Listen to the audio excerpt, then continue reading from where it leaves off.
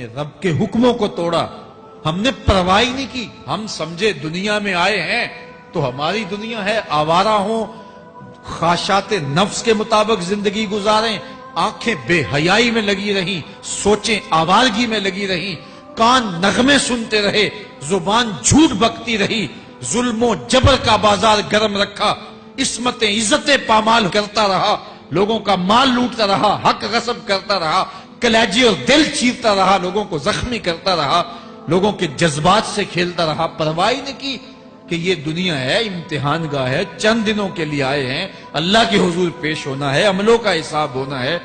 اب جب وہ دیکھیں گے کہ ہمارے ساتھ کیا ہونے والا ہے تو ان کے چہرے پہلے بگڑ جائیں گے. کیوں؟ وہ گمان کریں گے کہ ان کی ریڑھ کی ہڈی توڑ دی جائے گی. ایسے عذاب آئیں گے جس طرح کسی کی ریڑھ کی ہڈی ٹوٹ جائے تو اس کا چہرہ شگفتہ گلاب تو نہیں ہوتا، اس کا چہرہ جو ہے وہ تو کس قدر مرجھایا ہوا ہوتا ہے. تو اللہ ارشاد فرماتا ہے اس طرح ان کے چہرے ہوں گے. ابھی عذاب آیا نہیں ہے لیکن چہرے پہلے ہی اترے ہوئے ہوں گے، اور جب عذاب کی بھٹی میں ڈالے جائیں گے، اللہ اکبر. اور وہ سخت عذاب، حضور نے جبریل امین سے پوچھا مجھے جہنم کے عذابوں کا ذکر سناؤ. عرض کی حضور سب سے ہلکے عذاب کی کہانی سناتا ہوں، اور وہ یہ کہ جہنمی کے پاؤں میں آگ کا جوتا رکھا جائے گا، باقی پورا بدن اس کا سلامت ہوگا. یہ سب سے ہلکے عذاب کی کیفیت ہے. اب پاؤں میں آگ کا جوتا ہوگا، حدت، گرمی، شدت اتنی ہوگی کہ دماغ پگھل کے ناک اور کانوں کے راستے سے باہر آ جائے گا. پاؤں میں رکھے ہوئے جوتے کی گرمی دماغ کو ایسے چڑھے گی کہ وہ پگھل جائے گا اور ناک اور کانوں کے راستے سے باہر آ جائے گا. تو اللہ کے عذاب کے خوف سے چہرے بگڑ جائیں گے، حالت سلامت نہیں رہے گی. یہ بات ذہن میں رکھیں کہ اللہ جس کو جہنم میں ڈالے گا اس کو اس صورت میں نہیں ڈالے گا. یہ محمدی صورت ہے، یہ شکل اس کی چھین لی جائے گی اور اس کی شکل بڑی کر دی جائے گی. اس کا ایک ایک دانت احد پہاڑ جتنا ہوگا. احد پہاڑ کا پھیلاؤ 15 کلومیٹر پہ ہے. 15 کلومیٹر کا ایک دانت اور 32 دانت کتنے ہوں گے تو منہ کتنا بڑا ہوگا. اس کو اتنا بڑا اس لیے کیا جائے گا تاکہ وہ عذاب کی تکلیف زیادہ سہے. 70 گز موٹی کھال ہوگی اور کھال جل جائے گی تو اللہ قرآن میں فرماتا ہے ہم نئی کھال دے دیں گے تاکہ عذاب کی تکلیف اس کو گوارا کرنی پڑے. پھر چیخے گا، چلائے گا، ہائے مجھے پانی دو، پانی دو، پیاس کی شدت ہے. 70 سال تک تو اس کی کوئی آواز ہی نہیں سنے گا. 70 سال کے بعد داروغہ جہنم چیخ کر کہے گا کیا مانگتا ہے؟ وہ بولے گا مجھے پانی چاہیے. کہا جائے گا تو بے بھی ملتا ہے پانی. پھر داروغہ جہنم اسے پانی دے گا. کوکا کولا کی بوتل دے گا یا پیپسی تھما دے گا یا منرل واٹر کی بوتل دے گا؟ نہیں، قرآن بتاتا ہے اسے مائے حمیم دیا جائے گا، کھولتا ہوا پانی. اور وہ اتنا گرم ہوگا جب پینے کے لیے چہرے کے قریب کرے گا اس سے اٹھتی ہوئی بھاپ کی وجہ سے چہرے کی کھال ادڑ کے اس کے اندر گر پڑے گی، لیکن اس کے باوجود اس کو پینا پڑے گا. اللہ فرماتا ہے یہ دنیا ہی سب کچھ نہیں ہے، سمجھ لیا یہی سب کچھ ہے، آخرت کو بھول گئے. صبح اٹھے کام پہ چلے گئے، شام آئے آوارگی میں چلے گئے، صدائیں آتی رہی حی علی الصلاح حی علی الفلاح، کوئی پرواہ نہیں کی. نہ پیشانیوں نے سجدے کیے، نہ سوچوں میں پاکیزگی آئی. زندگی یوں گزار کے چلے گئے. ایسے نہیں، کہا ایک وہ ہوں گے جن کے چہرے شگفتہ گلاب ہوں گے، ایک وہ ہوں گے جن کے چہرے بگڑے ہوئے ہوں گے. اللہ اکبر. کلا اذا بلغت التراقی. یہ تو قیامت کا منظر ہے نا، قیامت سے قبل بھی ایک منظر ہے. اللہ اس منظر کو بھی بیان کر رہا ہے. کلا اذا بلغت التراقی. ہاں جب جان گلے کو پہنچ جائے گی. اے انسان تیرے اوپر وہ گھڑی بھی آنے والی ہے، وہ وقت بھی آنے والا ہے جب سانس اس ہنسلی میں اٹک جائے گا. جب سینے سے بھی سانس اوپر چلی گئی، اب ڈاکٹر بھی لا علاج قرار دے رہے ہیں کہ اب علاج نہیں رہا ہے، جان بس اب نکلنا چاہ رہی ہے. اور کہا جائے گا کوئی جھاڑ پھونک والا بلاؤ. اب ڈاکٹروں نے تو جواب دے دیا. اب سانس اٹک گئی گلے میں، چند لمحوں کی مہمان ہے. اب ڈاکٹروں نے کہا اب ہماری جانب سے لا علاج ہو گیا، اب لے جاؤ اس کو گھر یا وینٹیلیٹر پہ ڈال دیتے ہیں اس کو. بس اب ہماری جانب سے کوئی اس کا علاج نہیں ہے۔ اب گھر والے روتے ہیں، کہتے ہیں کوئی جھاڑ پھونک والا لاؤ، کوئی دم والا لاؤ، شاید وہ کوئی دم کرے تو اس کی جان میں جان آ جائے۔ ڈاکٹروں نے تو لا علاج قرار دے دیا۔ وَظَنَّ عَنَّهُ الْفِرَاقُ، اللہ فرماتا ہے یہ تو جھاڑ پھونک والے کو ڈھونڈ رہے ہیں، لیکن جس کی سانس یہاں اٹکی ہے وہ سمجھ گیا ہے اب موت آ گئی ہے، اس کو یقین ہو گیا ہے کہ اب موت کے لمحے آ گئے ہیں، اب میں بچ نہیں پاؤں گا۔ اب آنکھیں تاڑے لگی ہوئی ہیں۔ وَالْتَفَّتِ السَّاقُ بِالسَّاقِ، پنڈلی پہ پنڈلی چڑھ رہی ہے۔ جب موت آ جاتی ہے تو پھر پنڈلی سے پنڈلی لپٹ جاتی ہے، اس کو پھر جدا کرتے ہیں اور جدا کر کے دونوں انگوٹھے باندھ دیتے ہیں تاکہ پنڈلی کے اوپر پنڈلی نہ چڑھے۔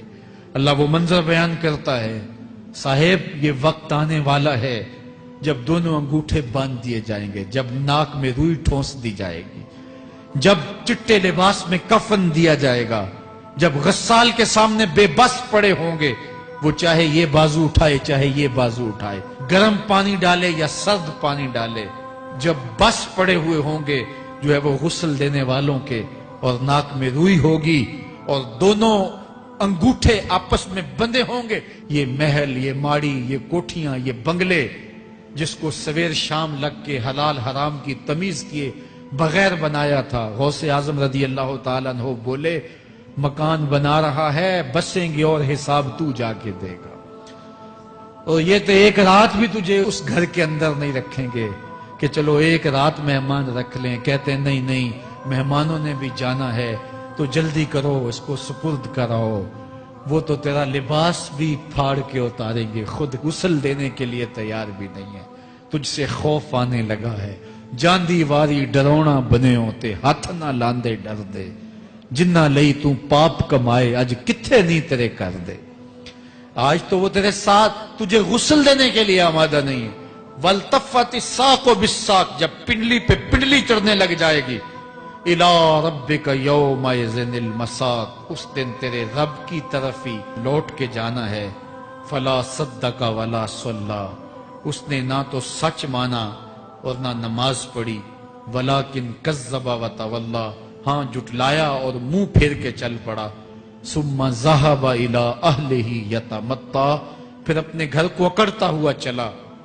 اولا لک فاولا ثم اولا لک فاولا، تیری خرابی آ پہنچی، ہاں تیری خرابی آ پہنچی۔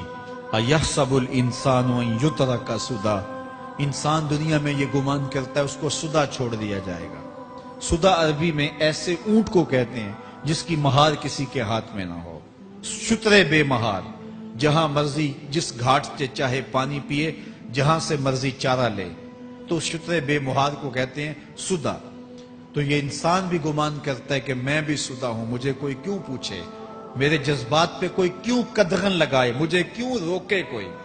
بالخصوص جوانی کے ایام کے اندر جوان کو بڑا ہوتا ہے کہ کوئی مجھے کیوں، وہ تو ماں باپ کے کہنے میں بھی نہیں آنا چاہتا، وہ کہتا ہے کیوں مجھے روکتے ہیں، میری جوانی ہے، میرے جذبات ہیں، مجھے آزادی سے جینے دو، کیوں میرے راستے میں رکاوٹ بنتے ہو، میں سدا ہوں۔ اللہ فرماتا ہے نہیں، ایک اونٹ تو سدا ہو سکتا ہے، جس کو میں نے اشرف المخلوقات بنایا ہے اس کو تو سدا نہیں چھوڑوں گا، اس کو تو پابند بناؤں گا حکام کا۔ اب وہ کہتا ہے کہ نہیں نہیں، یہ کیسے دوبارہ اٹھائے جائیں گے؟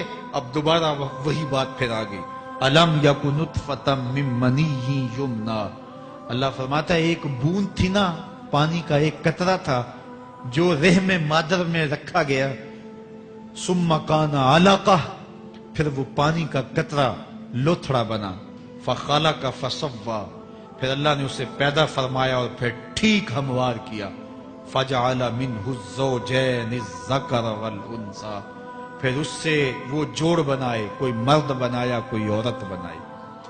کہا اب غور کر، اب تیری آنکھیں دیکھتی ہیں، بجلیاں چمکتی ہیں، تیری زبان کا طوطی بولتا ہے، لوگ اشش کرتے ہیں تیری گفتگو پہ، تیری گفتار پہ صدقے جاتے ہیں، تیرے لہجے کے جمال کو دیکھتے ہیں، تیرے سینے کا زور، تیرے پنجوں کی طاقت، تیری دماغ کی تیزیاں اور تیری سوچوں کے اجالے، تیری زوردار ٹانگیں، تیرے کڑیل بازو اور تیری چوڑی چھاتی، اور تیرے گلاب کی پتیوں جیسے ہونٹ، اے انسان یہ سب کچھ کہاں تراشا گیا؟ ماں کے رحم میں، اس تاریکی میں جو 3 پردوں میں تھی، تیرا سر تیرے گھٹنوں میں تھا، اور تیرے رب نے وہاں تیرے اندر نسوانیت یا رجولیت کی صلاحیتیں پیدا کی، تیری آنکھوں میں چمک پیدا کی، تیرے کانوں میں نغمے بکھیرے، تیری زبان کے پٹھوں پہ قوت ذائقہ رکھی،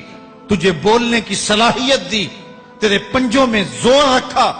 آج تو مفتی شہر ہے، آج تو علامۃ الدہر ہے، آج تو قاضی القضات ہے، آج تو منسٹر ہے، آج تو وزیر اعظم ہے، آج تو پہلوان ہے، آج تو شہزادہ ہے، آج تو بادشاہ ہے، آج تو زوراور ہے، آج تیری طاقت کے کیا کہنے، آج شیروں کو تو نچا لیتا ہے، ہاتھیوں کو تو بٹھا لیتا ہے، آج تو بڑا زوراور گھڑ سوار ہے، آج تیری طاقت کے کیا کہنے، تو کشتی کرتا ہے، زمانہ دیکھنے آتا ہے، آج تیری طاقت کے شوہرے ہیں، تیری عظمت کے تنتنے ہیں، لیکن انسان تو ایک ناپاک قطرہ تھا اور رحم مادر میں تھا۔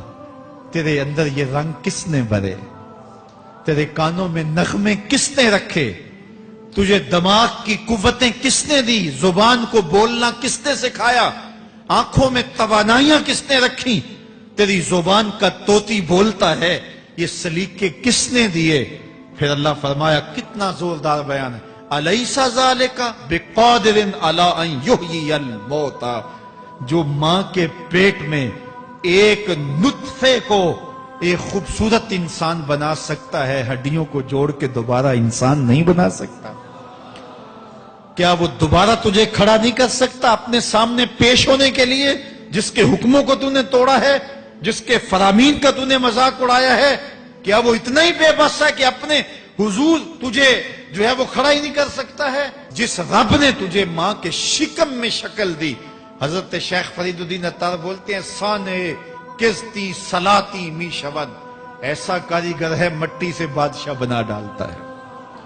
اس نے مٹی سے دارا و سکندر بنائے، اس نے مٹی سے جو ہے وہ رستم و سہراب بنائے، اس نے مٹی سے کیا کیا بنا دیا، جو مٹی سے بادشاہ بنا سکتا ہے، جو نطفہ رحم مادر سے جو ہے وہ شکل اور صورت اور رنگ اور جمال بنا دیتا ہے۔ تیری صورت نکھرتی ہے، تیرے ہونٹ گلابی ہیں اور تیری نرگسی آنکھیں ہیں، تیرے ریشمی بال ہیں اور تیری خوبصورت رنگت ہے، تو چال چلتا ہے تو لگتا ہے قیامت چل رہی ہے، تیرا قد رانا جو ہے وہ صنوبر کو شرماتا ہے، تیری گفتار کے تنتنے ہیں۔ جس نے اتنی خوبصورت شکل ماں کے رحم میں بنائی، کیا وہ ہڈیوں کو جوڑ کے دوبارہ انسان نہیں بنا سکتا؟ وہ دوبارہ انسان بنائے گا اور پھر تجھے اپنے حضور کھڑا کرے گا۔ اور ایک حدیث میں آتا ہے، اللہ بندے کو اپنے حضور کھڑا کرنے کے بعد اپنے سامنے سے ہٹنے نہیں دے گا جب تک 5 سوال نہیں پوچھ لے گا۔ ان عمرہ ہی فیما افنا ہو، اس کی عمر کے بارے میں پوچھے گا، کہاں ضائع کی؟ میں نے تجھے زندگی دی، 60 سال 70 سال 40 سال 50 سال، اس زندگی کو کہاں گزار کے آیا ہے؟ ان شباب ہی فیما ابلا ہو، اس کی جوانی کے بارے میں پوچھا جائے گا، جوانی کہاں گزار کے آیا ہے؟ مجنوں تو نہیں بنا رہا، خواہشات کا اسیر تو نہیں ہو گیا، دیوانوں کی طرح زندگی تو نہیں گزار کے آ گیا؟ تیری جوانی کسی چوک میں تو نہیں گزری، تیری جوانی آوارگی میں تو نہیں گزری، ساری رات سوشل میڈیا کے اوپر گندگی اور غلاظتیں تو نہیں دیکھتا رہا؟ تیری زندگی گزری کہاں ہے؟ تیری جوانی گزری کہاں ہے؟ اگر کوئی جواب نہ ہوا تو پھر کیا جواب دے گا؟ اور وہ کتنا خوش نصیب ہوگا جو کہے گا، مالک میری جوانی سجدوں میں گزری، میری جوانی قیام میں گزری، میری جوانی رکوع میں گزری۔ میرے حضور فرماتے ہیں، سبعۃ یظلھم اللہ فی ظلہ یوم لا ظل الا ظلہ، 7 اشخاص ایسے ہیں قیامت کے دن جب کوئی سایہ نہیں ہوگا، اللہ ان 7 کو اپنے عرش کا سایہ دے گا۔ ان میں سے دوسرا شخص میرے حضور نے بیان فرمایا، وشاب نشأ فی عبادت اللہ، وہ جوان جس کی جوانی اللہ کی عبادت میں گزری۔ جوانوں، اپنی زندگی کو مالک کی دہلیز پہ لے آؤ۔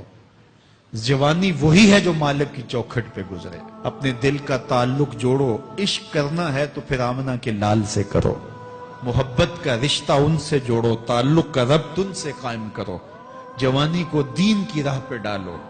اللہ اکبر۔ سنو میرے حضور کا فرمان، انا حبیب اللہ، میں اللہ کا حبیب ہوں۔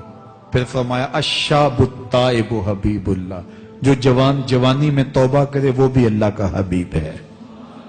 آؤ اللہ کے حبیب بن جاؤ، اللہ کے حبیب بن جاؤ، اللہ کے حبیب بن جاؤ، اللہ کے محبوب بن جاؤ۔ لیلۃ القدر کی گھڑیاں ہیں، رات کا پچھلا پہر ہے، اللہ کے حضور یہ عہد کر کے اٹھو، مالک جو زندگی گزر گئی، آئندہ جوانی کا ایک ایک لمحہ تیرے لیے گزرے گا، جیوں گا تو تیرے لیے، مروں گا تو تیرے لیے۔ میری ایک ایک سانس تیرے نام وقف ہوئی، میری زندگی کی ایک ایک ساتھ تیرے نام وقف ہوئی، میں اپنا سب کچھ تیرے لیے پیش کرتا ہوں۔ میری زندگی کا مالک بھی تو ہے، میری موت و حیات کا خالق اور مالک بھی تو ہے، یہ زندگی تو نے دی، تیری امانت ہے، تیرے حضور ہی پیش کرتا ہوں۔ اور لیلۃ القدر کی گھڑیوں میں اس عزم کے ساتھ گھروں کو لوٹو کہ اللہ میری زندگی کا ایک ایک لمحہ تیرے نام ہوا، آنے والے موسم تیرے نام ہوئے، میری جوانی تیرے نام ہوئی، میرے آنسو تیرے نام ہوئے، میری پیشانی تیرے نام ہوئی، میرے دل کی دھڑکن تیرے نام ہوئی، میری صلاحیتیں تیرے نام ہوئی، میری زبان بولے گی تو تیری تسبیح بولے گی، تیرے ذکر کے ترانے پڑے گی، میرے کان سنیں گے تو قرآن کے نغمے سنیں گے، میری آنکھیں دیکھیں گی تو مالک تیری قدرت کی نشانیاں دیکھیں گی، تیرے رسول کا روضہ دیکھیں گی، تیرا کعبہ دیکھیں گی۔ مالک میری زبان سچائی کے نور سے مالا مال ہوگی اور میں ساری زندگی تیرے نام کرتا ہوں۔ اور جب آپ اپنی ساری زندگی اللہ کے نام کر دیں گے تو پھر وہ پوری کائنات تمہارے نام کر دے گا۔ کی محمد سے وفا تو نے تو ہم تیرے ہیں، یہ جہاں چیز ہے کیا لوح و قلم تیرے ہیں۔ اللہ آپ سب کو اپنی پناہ میں، امان میں اور حفاظتوں کے ساتھ میں